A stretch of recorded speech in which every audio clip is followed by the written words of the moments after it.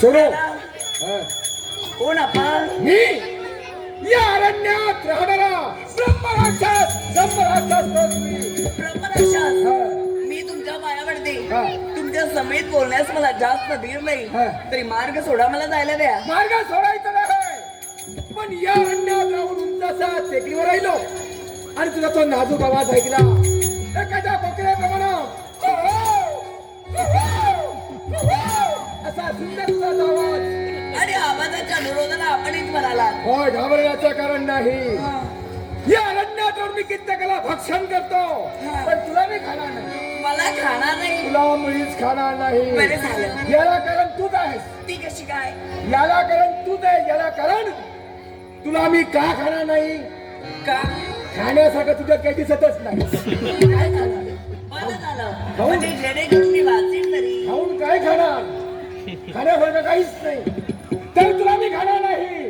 फक्त एकच माझी इच्छा मला पूर्ण करायची आहे. इच्छा? माझ्या भेट मला तुला न्यायचं आहे.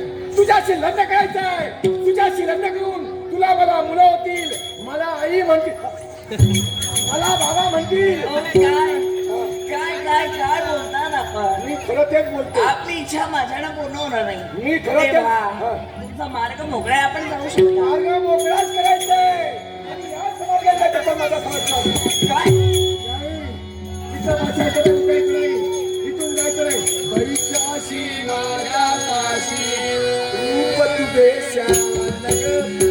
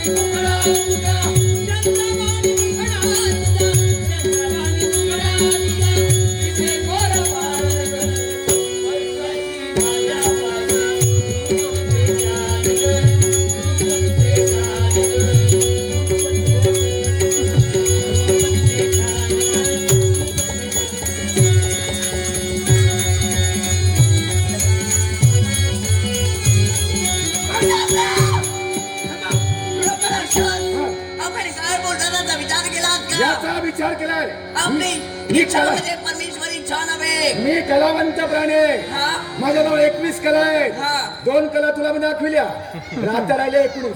लग्न झाल्यानंतर प्रत्येक दिवशी ब्रह्मराक्षस तुमच्या कला तुमच्याकडे ठेवा. त्या कलांची सगळ्याची संधी मी तुम्हाला देते. चालते नाही तुला घेऊन जाणार आहे. पण ही तुमची ढील कृती कृतीला इच्छा